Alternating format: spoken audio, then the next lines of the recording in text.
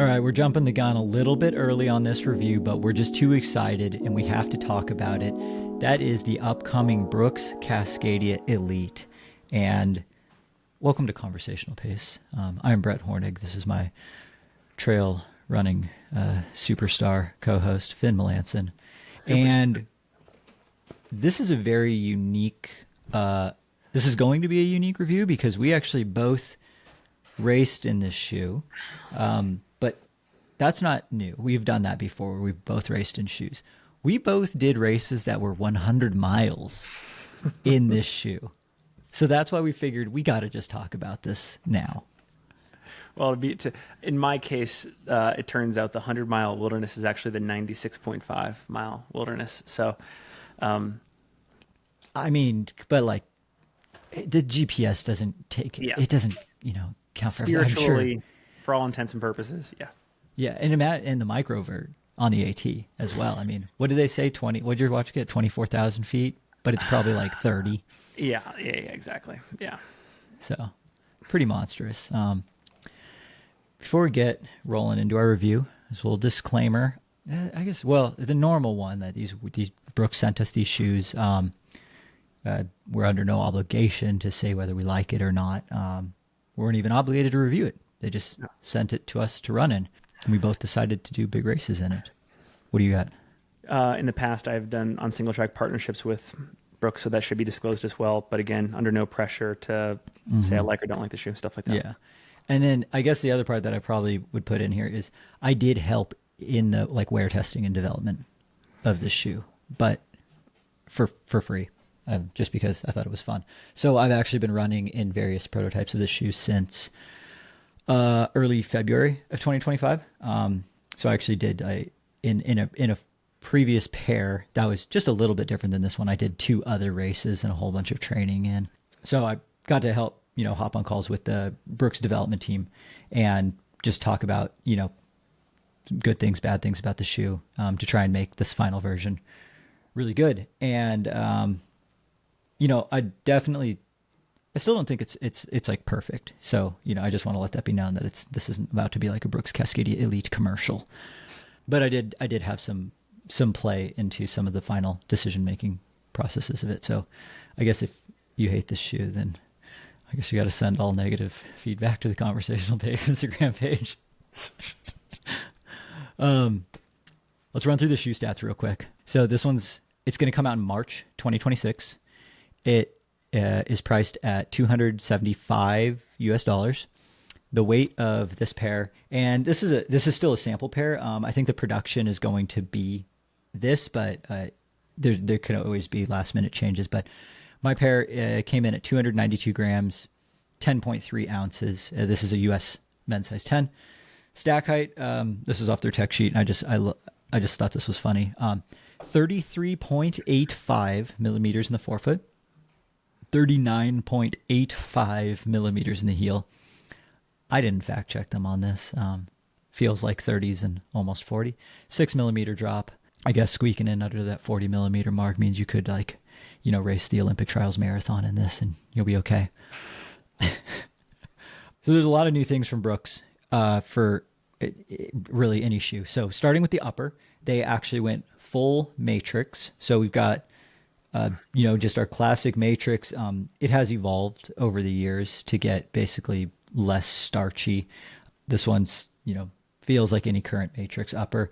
Kind of some TPU overlays on the toe cap, which is actually pretty flexible, doesn't provide that much protection.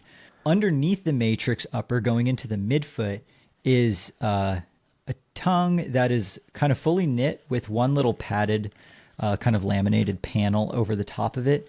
It is sewn right into where the eyelets are, just below the eyelets. So I'm not even sure if I'm considering this like a tongue construction or a tongueless, because it does seamlessly wrap all the way into this kind of mid-cut ankle booty. Mm-hmm. Finn, what do you think? Is it tongue or no tongue on this shoe? Is it a sewn-in tongue or is it an integrated booty? I was going to say sewn-in tongue. I was leaning that way too, only because it doesn't wrap all the way around the midfoot. Right. Because it ends just below the eyelets. But it does go into this kind of mid-top ankle collar that's it's a stretch material, and it's got a little bit of additional stretch like right around the sides of the ankles. There is like a heel pad that we see somewhat similar to like other super shoes where it's not like the full padded. I will say this one has a little bit more padding than some of the other ones. Like Mm-hmm. the Tecton X3, I remember had like just like two little pads of foam on each side. Same with like the Norda 005. Like I think the La Sportiva Prodigio Pro as well. Like just little pads. This one actually has more of like a U-shaped one, so a little bit extra padding. The heel cup is kind of just mediumly stiff, almost call it flexible because it does have a little bit of room to move. Ribbed laces. We love it. We love it. We love those serrated ribbed laces. Anything else on this upper? Well, I was just going to say, is it fair to compare this shoe from a materials construction standpoint anyway to the Hyperion Elite on the road side of things? I would really only kind of say in the midsole. Okay. Because Same, like was it the DNA Gold? DNA Gold. DNA Gold, yeah. But I cannot, I doubt it's the same exact like durometer. Okay. Because I have a Hyperion Elite 4, the PIBA version, and that foam is softer. This one, at least feeling. But it's full PIBA. So I guess moving into the midsole, we do have, it's a split. So there's two pieces of Brooks's DNA Gold midsole, which is 100% PIBA. I always feel like I'm some sort of like drug dealer when I'm talking about like this is the best PIBA. It's sourced from the finest PIBA factories. Because this is what they tell me. There's a lot of bad PIBAs out there. You got to watch out. And this is the best PIBA. It's not cut with anything. But 2 layers of PIBA. In between the 2 layers is a plate. And I want to pull up the tech sheet because there's a really long name. And we were texting back and forth about like what it all meant. And Yep. Carbon infused P-Bax Speed Vault Plus trail plate sandwiched in between the 2 layers of foam. So the plate, it's not like a full plate. It's actually like, you'll just follow my hand here. It goes like a big horseshoe that Yep. goes from almost the forefoot all the way around the heel back up again. So the middle of the shoe and the middle of the heel is actually void of any plates. touching Same with foam. the toe. And it's Cups carbon. What was that? Cups at the back as well. Yep, In the heel. and it has a little angle to it. So kind of almost leaning into that bucket seat like construction. The plate also leans that direction, so it's not perfectly flat. It's really all for stability with just a tiny bit of propulsion, but it's mostly to keep you stable. It's not full carbon because they wanted to be able to have the shoe still flex with the trail. So it's kind of like, what is the most flexible we can make the shoe without losing control of the foam? So I mean, we still get like a pretty nice amount of bend in the forefoot. Yeah, a lot of the trail super shoes that we've reviewed, like you can either tell it has a plate or not. Mm-hmm. I would have a hard time like betting money that this had a plate just by running in it. Like it didn't feel like it had a plate to me, which I had similar experiences with the like on Cloud Ultra Pro, which I've found that I've really enjoyed that type of feeling for a trail shoe. How many categories of plates or types of plates have we tested? We've had like the forked plate, we've had the split plate, we've had a full plate, we've had got this the horseshoe plate. Well, then we have like non-carbon plates. The Adidas, the Terex Speed Ultra is the like non-carbon rods. Yep. Like every brand's doing their own thing, but I've kind of put the shoes in 3 categories because before we had, at the beginning of this year, we said there's a new trail super shoe category and it's non-plated. Yes. And we had plated and non-plated. It was like a very obvious 2 categories. Now I feel like there's an overlapping of those circles where we have like this shoe and kind of like the On Cloud Ultra Pro, where like there is a form of a plate, but it's like pretty flexible and doesn't do full super shoe plate things that, you know, we've come to like expect from, road super shoes. And then do you suspect with Brooks, do you suspect that the thesis here is that like let's rely on really great foams to do this work, but then we have this plate purely to stabilize the package so that we can maintain that energy return on as many surfaces as possible. Whereas if you have a plateless shoe, you have theoretically great energy return, but maybe it's compromised on certain types of terrain. All over the place. Yeah.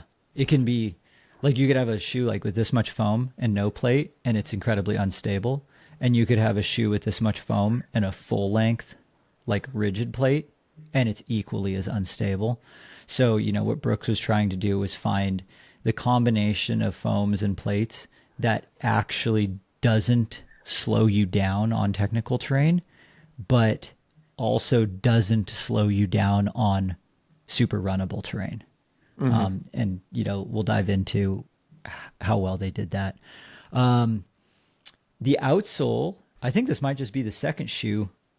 I guess we'll be curious when it comes out in March, but this is full length Vibram Mega Grip Elite. So right now, the only shoe that has the Mega Grip Elite is the Norda 005. So this has the Mega Grip Elite. This is the first Brooks shoe that's ever had Vibram as well.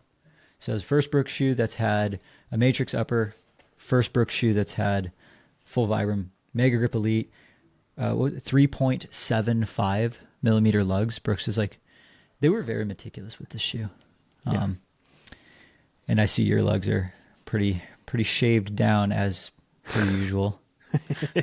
I swear, you run. Are you sure your treadmill is not actually a belt sander? Dude, I gotta figure out what you need to come watch it. We need to do a video on just me running. I have a hunch my answer is going to be you need to lift your knees more. Yeah, probably Something like that. That's it for the stats. Testing mileage. What did you end up with for this one? Just over 100 miles. I did 3 runs in it. One was a run just before the 100-mile wilderness. I did the 100-mile wilderness itself, which if you want, I'll just save time describing it. Go watch the gear/trip report video that Brett and I did on this channel a few weeks ago.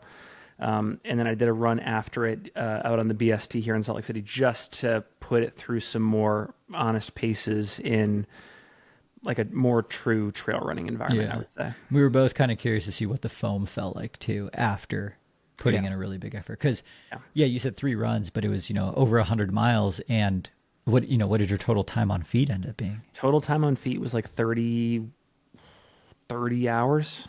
Yeah, so that's already like one of the more tested shoes of the year. Yeah. I've got 120 miles on this pair, about 20 miles of training runs, and then 100 miles of the Pine to Palm 100 mile. So it ended up being about 24, 25-ish hours time on feet, probably somewhere in that like 23 to 25,000 foot of vert range. And I also did do a couple runs after Pine to Palm because I wanted to see what did the shoe feel like after running 100 miles continuously in it. Because for one, this was the first time I ever wore one shoe for the entire 100 miles. I've always switched shoes because they've always started to feel terrible partway through. And this one I actually didn't touch. So then I was really curious, like, okay, what's the foam going to actually feel like afterwards? I also do want to note that I have about 120 miles on this one, but a previous prototype that I raced Big Alta and Twisted Fork in, as well as did some other training runs in, that pair has about 150 miles on it. The geometries of the foam is just ever so slightly different. But so I guess across all of the Brooks Cascadia Elite, I've got almost 300 miles of running in this shoe. So I'm at least pretty familiar with like how it reacts and stuff. Let's talk about the upper and the fit. I guess the one thing that we both were texting about that sooner, it runs just a touch long. Quarter size maybe, which is, it puts you in a tough position. I think, what was your size? What'd you come in with? I got a 10. Yeah. And the first round of prototypes that I got, it was about a half size long. And it was tough because it Brooks has their lasts and like their sizing for pretty much all the shoes. Brooks sizing has always been super consistent. Where the sizing got thrown off on this shoe is because the materials are so thin all the way around. Like they don't have their standard super thick beefy heel cup, doesn't have the thick forefoot material. So you're just freeing up extra space. So then they were just trying to figure out like where can they anchor, the heel cup and the toe cap to like try and shrink it down a little bit without having to like redo all the lasts. And I feel like they got pretty close. Like I don't think I would size down. Like I think I'm just going to be rocking a ever so slightly long size 10. Especially for like what I intend to do in this shoe, I'm going to opt for this slight extra length. Yeah. Yeah. But yeah, so what did you think about kind of the width and the dimensions throughout? Yeah, not a ton to say on the fit for this. Obviously it's a very wide, like for a trail super shoe, stable base type thing. Matrix upper. I want to just highlight this really quickly. I brought this shoe through an absolute jungle gym, one of the most rugged settings you could possibly bring a shoe, which is the 100-mile wilderness. This thing was taking shot after shot. Little John would have been proud. Shot, shot, shot, shot, shot, shot, shot. It was insane. Like shot after shot to this thing. And Matrix is truly bulletproof. Like that is truly the gauntlet. That is truly the ringer for uppers. A lot of core shots to like the sidewalls, the midsole foam. There is some delamination of the outsole happening, but like the upper of this shoe, other than being like dirtied up a little bit, is totally unscathed, which is again just a huge win for this shoe. Like I can actually truly make durability claims about this upper. I think it's like a pretty high set toe box. Pretty wide platform, so I felt like I had enough room to display. I wouldn't say it's like for wider feet, but it's pretty accommodating. Again, I took this in one instance out for 28 and a half hours and felt like it was working with my feet as they were, dealing with some inflammation. Honestly, and the serrated laces were great too. We talked about those earlier. My only really true standout issue with this upper is actually this ankle collar. I'm typically a huge fan of booty ankle collars. The issue I had here is they're making a claim that it's supposed to basically cut out all debris, sand, rocks, whatever can get kicked in. I found this material to be a little bit too flimsy. It was starting to bunch in certain areas on my ankles, and it wasn't wrapping neatly. So I actually was getting stuff coming in, and I, as a result, wish I had brought some sort of gaiter with me on the 100-mile. Otherwise, this upper is a huge win for me for a performance-oriented super shoe. Super comfortable. Yep, totally. Because we've had issues too with the Matrix material, like folding over across the top of the toe, weird and stuff. And I didn't have any of that. No. I kind of to show how there is a little bit of additional, with like just with mine being like tied in and tied sometimes, you can see where there's a slight bunching of the Matrix material, right at the bottom of the forefoot there. Yep. Didn't cause any issues, but like, just showing that like, yeah, there's a little bit extra room there as far as, width goes. I thought the tongue construction was really nice. I like how it goes into this knit collar and it's just sewn in. I don't have really any notes because it's fully sewn in to just below the eyelets. Like you're never going to get any debris in just from the top of the laces, which I think is a nice plus. So I can see where they were going with this integrated gaiter, but I also agree it's, because it slopes downward like just a little bit, it's like a little half-assed, but I'm also not sure I want it to be high. Like I just don't know if I actually want a higher gaiter to be forced in all the time. Like then you're kind of running into the same debate of the Tecton X3, and then it's like, do you make this lower then? I did like the just ever so slight hug that it gave the ankle. It's like I almost felt like my ankle was more stable because there was something like touching my ankle bones. And there is some science behind that. Like the whole like the old man compression knee sleeve. It's like, what is that doing? Proprioception and such. You can read the science on the internet about it, but I felt that in this ankle collar. But I agree, it's not like 100% leak proof in terms of it being a gaiter. Did you have any like heel slippage problems, anything like that? No heel slippage problems. So again, lockdown was pretty, like, again, I do think there are some risks that you take when you embark on this like booty construction type upper, but I had no lockdown issues. Yeah, freaking 10 out of 10 lockdown because at Pine to Palm, there's some pretty steep descents, and there's like one really steep one where it's like 2 miles and 2,000 feet for miles 88 to 90. And it's just like, I don't got the capacity to try and like finesse this thing. I'm just like trying to not fall. And my feet and my toes were like rock solid going down that. So that was just like a very pleasant surprise to not be getting like my toes jacked up. The insole is glued down, which I think helps. Yep. You're not going to get any additional slipping. So yeah, I thought this upper was great. Why would you glue it down versus not glue it down? Because I'm not aware of this difference here. So I mean, if it's really steep and it's soggy and the insole's not glued down, it can start to fold up towards the front of the shoe underneath, which has happened to me before. Okay. And that's like the most frustrating thing ever. So just like gluing it down, it's just like, yeah, it's just going to increase the reliability. You could pull it out. So like if you have like a custom orthotic or something, you can pull this out. It's not like cemented in, but I like the glued down insole. What do you think of this DNA gold midsole and carbon infused plate combination? I think from what we can tell, the purpose of the plate is basically to stabilize the foams. So whether you're going through mellow terrain or moderate terrain, technical terrain, you're able to kind of stay on your feet, not turn an ankle, not feel unconfident. And at the same time, it's going to maintain like the propulsive properties of these foams. So obviously this is like a foam with very high energy return. But as we were talking about earlier, that can be compromised if you don't have like a structure around the shoe to support that. And I think that's a cool use of a plate. It's really just to stabilize those foams. I think in multiple settings with this shoe now, I've felt the energy return without feeling unstable. And then I would generally characterize the feeling underfoot as being like on the softer side of foams, but not like totally mushy or pillowy. That's exactly what I wrote. Like it's not super plush, but it's not firm either. Yeah. I mean, I'm sure you're going to have thoughts here too.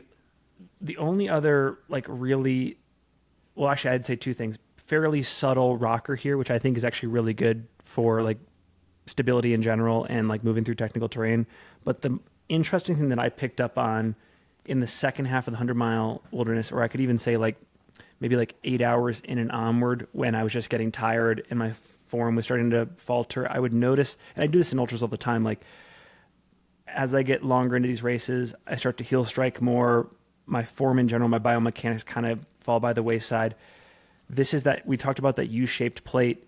The reason I want to emphasize that cupping kind of construction at the end of it is I found that as I started to heel strike out there in the wilderness, that cup almost wanted, like it almost pushed me forward a little bit, and it kept it made me want to keep forefoot striking, and so I felt like I was keeping a proper form for a longer period of time. It was a very subtle thing, but I kind of noticed it, and I want to distinguish that from saying that it wasn't like a springing function. Like I know that you have a lot of carbon plated shoes out there, they're like overly springy, you lose control. This was just a slight subtle encouragement to keep forefoot or midfoot striking, which I thought was really interesting. See, and I think that for what this shoe is for, which that'll probably be like our next segment, for what I think this shoe is for, I think tuning down the ride and almost making it a little bit more boring from some of the other trail super shoes makes it more efficient for 100-mile, like 24 plus hour things. So like, because we've always said it's like, oh, if you go over like 24 hours, I don't know if I want these super foams. I think Brooks figured out a way how to want the super foam for like 24-hour plus type activities. I'm trying to think back to what we said exactly in the La Sportiva Prodigio Pro review, but was basically the answer to stability there just having a slightly wider base of the shoe? Like, was that like, did they do nothing else? I can't remember. It's been so long. I think for the Prodigio Pro, it was not being super high stack and not having a plate. Okay. Whereas Brooks is high stack, but with this horseshoe plate that is angled to, when your foot comes into it, the bucket seat gets even stronger. But like you said, you don't feel it. And what Brooks has told me in the past, actually, for some of their road shoes, when they used to have like the Brooks guide rail technology, they always described it as like bumpers at a bowling alley, where like the bumpers can be up, but if you're a straight bowler, you're never going to need them. You're never going to touch them. But if you don't bowl perfectly straight all the time, like it'll just give you a little nudge in the right direction when you need it. So it's like it's there when you need it and it's not there when you don't. And that's kind of how this plate felt to me. I also really like how it's not extremely rockered. Yeah. Like it's got a little 4-foot rocker and a little heel bevel. And I feel like it's just enough where it's smooth on like steeper descents. You don't get slappy, but it's also, you don't lose stability because you still have a pretty good amount of shoe touching the ground. Like when you're on the trail, you can bounce around pretty well on the technical stuff. What was the other thing I was going to say? Oh, I love the flexible 4-foot. I thought hiking, this is my favorite like trail super shoe, like plated trail super shoe to hike in, because it doesn't feel like there's a plate at all. So I did do a decent amount of hiking at Pine to Palm, and I thought this was great. +1 for maybe the multi-day community. Yeah. I think this could be a kind of primo multi-day race shoe.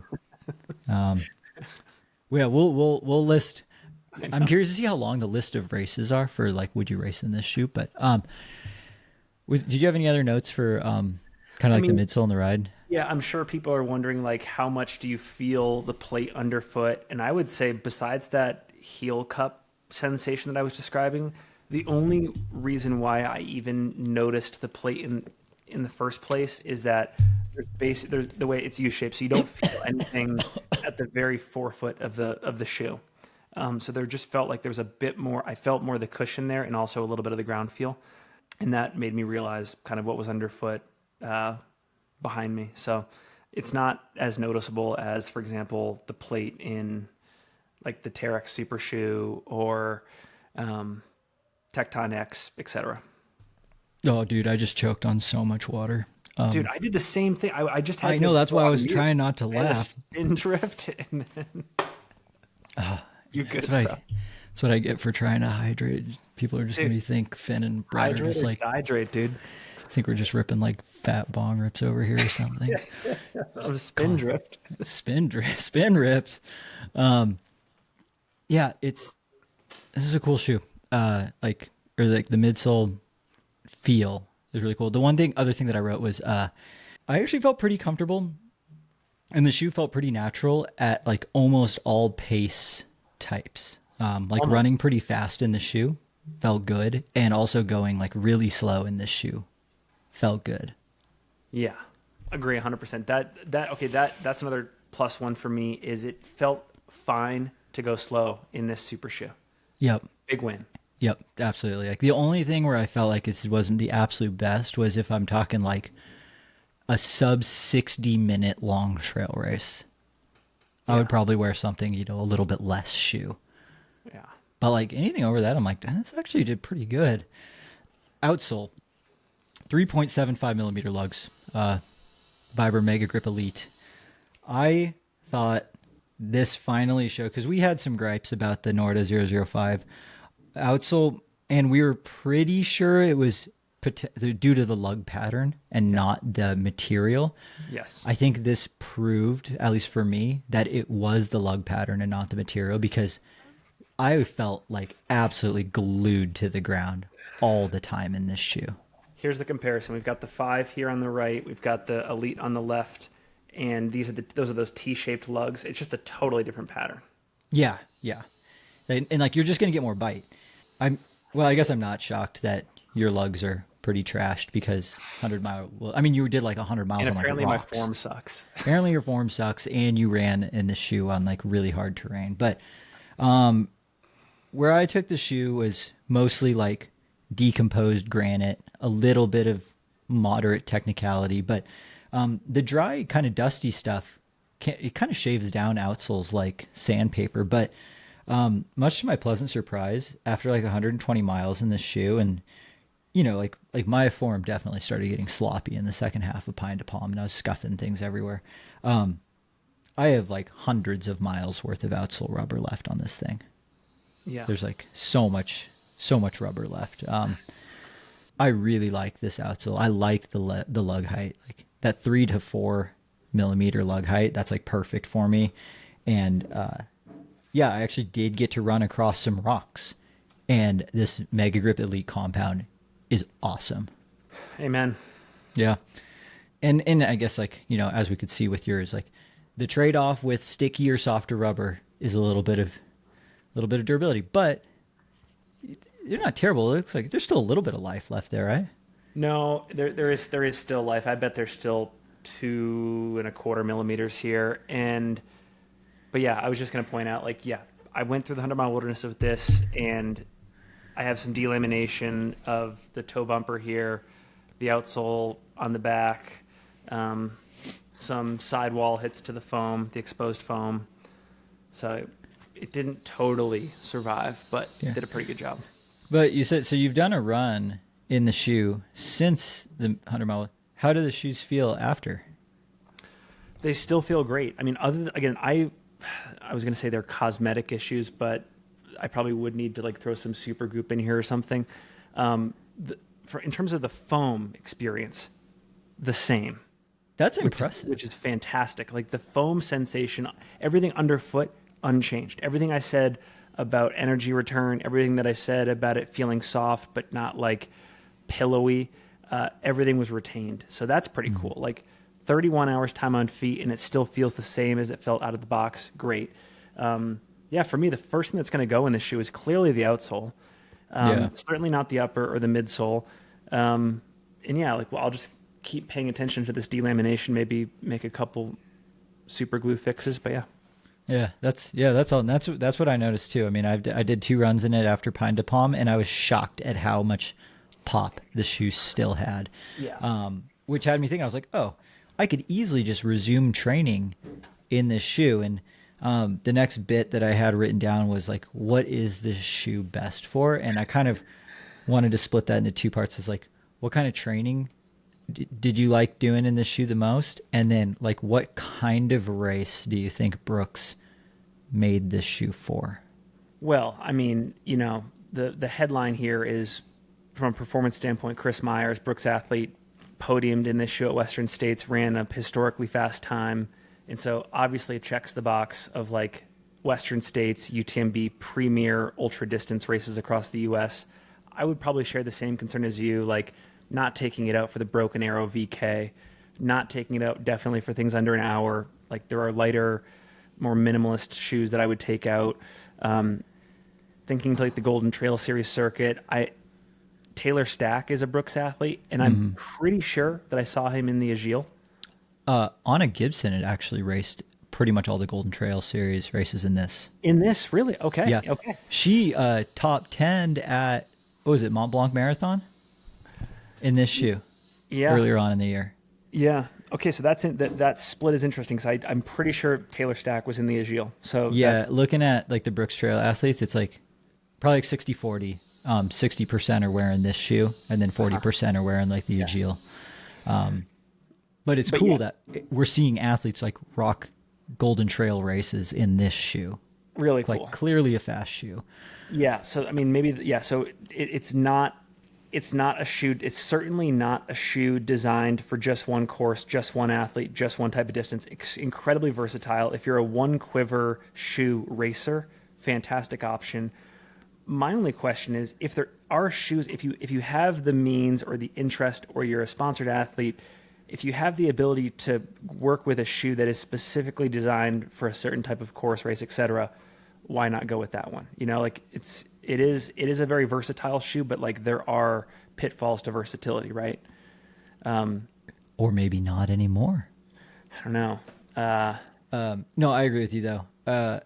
Yeah, if you can have like the most absolute ideal shoe for one specific course, like yes, but like maybe that's just an on paper sort of thing. Because if you've been training in this shoe and you're just most comfortable in this shoe, you're going to be the best version of yourself in that shoe.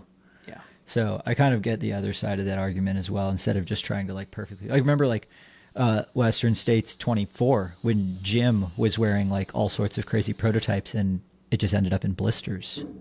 Yeah. Where it's like, well, if he had just worn like, and then this year he's pretty much worn the same shoe in all of his races, like the one that he knows. And super lightweight shoe, like for a For high what you stack get, height, broad yeah. platform shoe, pretty darn lightweight. So yeah, again, that's another check mark plus for going all sorts of ranges in racing with this shoe. Yeah. So in talking with Brooks, it was designed as a 100-mile race shoe, but when they initially sent me the first pairs, they didn't tell me what it was for. They wanted me to run in it and say, "What do you think this shoe's for?" And I said, "I think this shoe was designed around like being like running UTMB." But it whereas most of the other brands, it's designed around Western states and it could survive UTMB. I think this shoe is designed around UTMB, but could do a little bit more than survive Western states. And that was actually the correct answer. They said that they wanted this to be a UTMB shoe that could also just thrive for nearly everyone at Western states, shy of the people that want like a very, very stiff, aggressive shoe.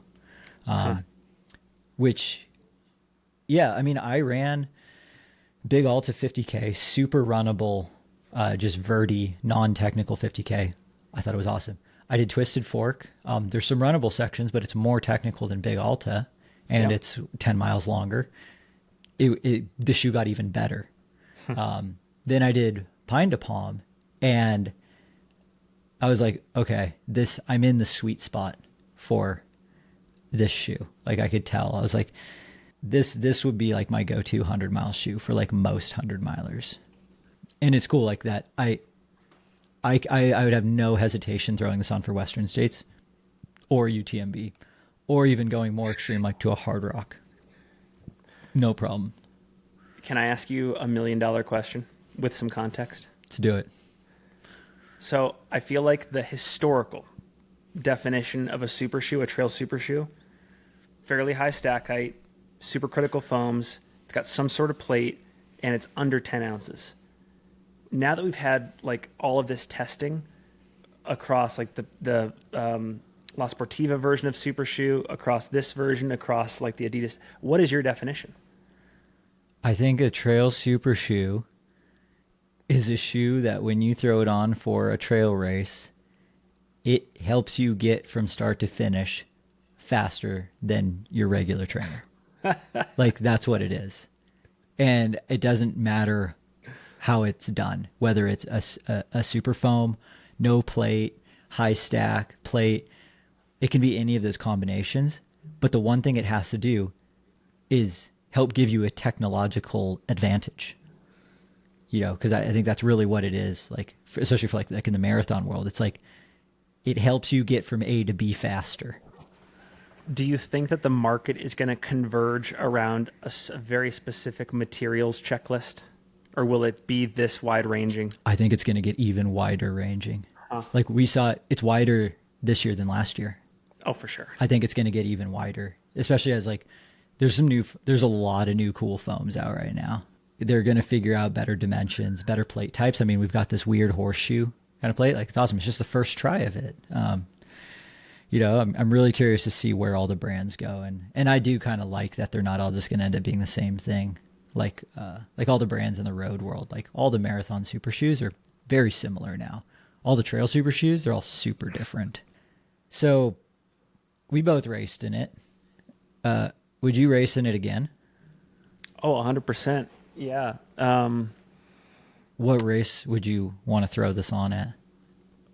Well, I'll be forthright. So we're recording this in October, mid-October of 2025, and you and me and our friend Mike McMonigal are kind of deliberating about races to do. Internally, I'm deliberating. I'm thinking possibly Cocodona, possibly some desert trail races. I might put into the Wasatch 100 lottery, the Bear 100 lottery, maybe UTMB, maybe the GPT Grampians race out in Australia. Like, and I'm just thinking to myself right now, I think I'd use it for all those. You could use it for all. That's amazing. I could use it for amazing. Yeah. Without batting an eye. The only race that we're all going to throw down at some point that I'm probably not going to wear this shoe is a road 100-mile or 24-hour. Yeah. Probably not. I think it would do actually okay. Yeah. But I'm probably going to use something else. But I agree, though. I'm looking at a lot of different races for next year, and I'm not seeing a reason to use a different shoe unless, something new and shiny and fancy comes knocking on our doorstep, and we're like, well, we got to try that out. But right now, I'm like, dude, this is my top dog race shoe. I mean, I've done 3 of my 4 races this year in it, and I trusted it with, my most important race of the year being Twisted Fork 68K. Yeah, you thought I was going to say Pine to Palm. But, I also trusted it for 100-mile and ended up, I didn't touch it once. I think we should do like an entire competitor video where we compare a whole bunch of them, because we haven't done one in a while. We did the one with the Ultrafly, the North Face Vector Pro 2. I would want to run in them again. I have a couple of them hanging around here. I'd want to run in, do at least one run in each ahead of the episode. Yeah. So if we were to do a comparison video, what shoes should we compare it to? The 3 that were at the top of my mind right now were On Cloud Ultra Pro, Hoka Tecton X3, and La Sportiva Prodigio Pro. But I'm curious in the comments if anyone wants us to compare any others, because we can do it. Someone go for the Puma Nitro Deviate Elite. Come on. You just want to throw that shoe on again. Let's wrap things up with value and durability. I don't think durability is the only thing that contributes to the value, but from a value standpoint, we've talked about all the benefits of the materials, the shoe, the ride, etc. It's $275. That's an expensive shoe. When we compare it to many of the other shoes in that price category, I feel like from a durability standpoint, this goes toe to toe, and if not beats a handful of them. What do you think? Yeah, I think it's almost like it's a fantastic deal because of the versatility. Like, if you told me that I could have a single shoe that is appropriate for virtually every single trail racing environment out there, I'd be like, yeah, let's do it. Most of these other, I shouldn't say most, a lot of these other trail super shoes in the market are very one-dimensional. Yes. Or at most they extend into moderate trail conditions, moderately. So this is, I think this, I'm surprised it's not more expensive, honestly, given how versatile it is. Brooks, if you raise the price of this shoe between now and March, I'm going to be so pissed at you. And they'll be like, well, Finn said, I'm surprised it's not more expensive. No, I agree. I think, so this is how I would use this shoe. So if, say I had Pine to Palm, I would run it a couple times leading up to my A race. I would have a fairly fresh pair for my A race. But now, after Pine to Palm, I can just train in it whenever I feel like, until it starts to feel bad. And then towards the end of next year, and I do some tune-up races, I know I could race again in this shoe, no problem. But I would probably not race an A race in this shoe. But, I'll train in it, I'll do the tune-up races, and then before the next year's A race, then I'd maybe get a fresh pair. And I bet by that time, this is pretty well trashed. Yeah, because there was literally all types of runs were great in it. I still don't think I'd wear it every single day, just because I do want to keep it feeling special. So, dude, this and Brooks Cascadia 19, best 1-2 punch from a brand. Dude, when we do our year-end recap and we talk about just I don't even know if it's turnaround stories, but just wow, they've arrived. Brooks, I feel the same way about Brooks this year that I felt about Nike. What was it, 2 or 3 years ago? It was they revamped. Zagama came out, Ultrafly came out. Yeah, exactly. I will say, I don't. We'll have to debate this, but I don't know if this shoe is eligible for our end of year It's not. review because it doesn't come out till 26. So I don't think. So then, for that reason, Brooks cannot win the 1-2 punch award, which we're definitely incorporating as a category this year. But thanks to everyone who made it this far. I know we had a lot to talk about, but I think we're both in agreement that this is a pretty special shoe and perhaps the greatest shoe Brooks has ever built. Yeah. I feel like Brooks hasn't done anything exciting for a while. I mean, how important in the context of 2003 or whatever year it was the introduction of the Cascadia to trail running? I am going to have to ask Mr. Jurek himself because Yeah. I wasn't trail running in 03. Neither was I. I was in like Middle grade. school. Yeah. We were playing football. Yeah, we were playing football. Yeah. The Pats had just beaten the Raiders in the AFC wildcard game. Dude, the freaking tuck rule game. Is that what you're referring to? I'm still get mad about the tuck rule. God, so dumb. Well, thanks for really pissing me off, Finn. Hate you. Dude, great episode. Great shoe. Good job, Brooks. Yep. We'll have a link below, closer About to time, Brooks. I know. I'm really stoked for Brooks and what they've got going in the future. Brooks is cooking right now, and I'm going to let them cook. Hell yeah. As the shoe gets closer to launch date, if you do want to try out the shoe, we'll have a link below to purchase it from probably our friends at Running Warehouse. But in the meantime, get yourself a running hat. Guess we'll catch everyone in the next conversational pace shoe review. Thanks, Finn.